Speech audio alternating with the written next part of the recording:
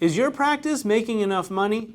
Today we're going to go over 5 basic sales techniques that if you implement them in your practice, you'll definitely see an increase in revenue. The next technique when it comes to sales is the art of the follow-up. You know, if I had to teach people probably the number one thing I've learned the last couple years when it comes to my own sales ability is just how important, relentless, and frustrating following up can be. I mean, it is one of the worst things. It's one of the things that no one wants to do, salesman or not, because it feels like a, endless endeavor with no real reward. But it is the most important thing you can do. So what do I mean by follow-up in medical practice? Obviously, you don't have a sales team, so who is it that would be following up? So just some examples.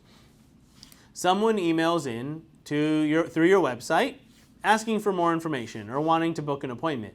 Your staff emails them back. No response. So what does your staff do from there? Are they going to send a second email? Are they going to send a third email? Are they going to keep emailing? Are they going to call the phone number?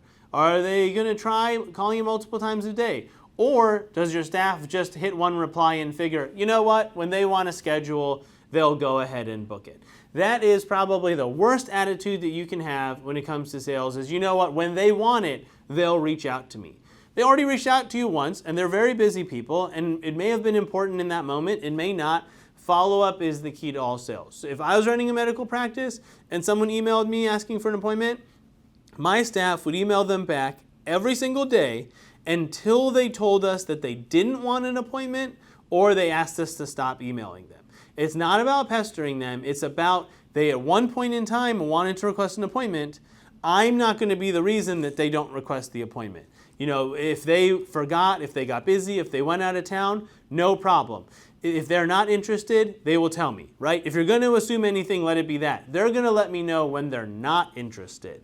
Because otherwise, I'm giving up before anything has happened. I want them to request the appointment. I want to let them know, whenever you're ready, we're here. We're going to keep following up. If I had a phone number, they'd get an email. If they didn't reply to the email, they'd get a phone call, and an email back. And everyone would be polite and friendly and say, hey, if you're no longer interested, just let us know.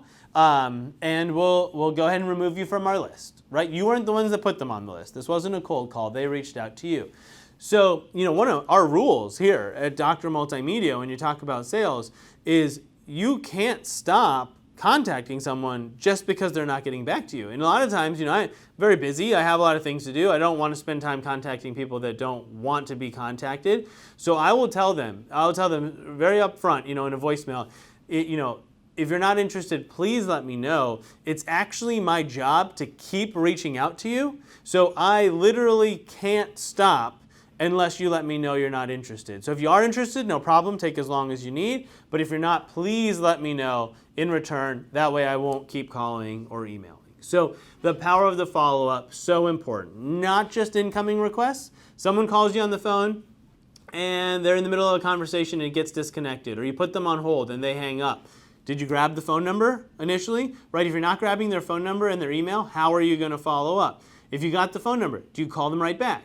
Do you just wait for them to call you? Do you call the next morning when you start the day? Do you call at the end of the day when it's over and you're packing up? You have to keep following up until you get that no. The power of the follow-up is just absolutely undeniable. It will show them that you care. It'll show them the customer service that you have. And most importantly, it will lead to more appointments. It will lead to more rebooks. Someone cancels an appointment with you, right? A week out, well within your cancellation policy, they say, you know what, I'm not going to make it. How often are you following up to get them back on the books? When are you giving up? And then just figuring, well, you know, they'll call when they're ready to reschedule. No, you have to force the issue. Sales is not about waiting for someone to get back to you. Everyone is way too busy. They have way too many distractions. Sales is about making sure that when someone wants to work with you, that you're doing everything in your power to work with them. Incredibly important. We could probably do a whole hour on follow-up, but it's something that your practice has to be doing from the top to the bottom. From the doctor all the way to the receptionist. Whatever opportunities come across your desk, make sure you're constantly following up with them.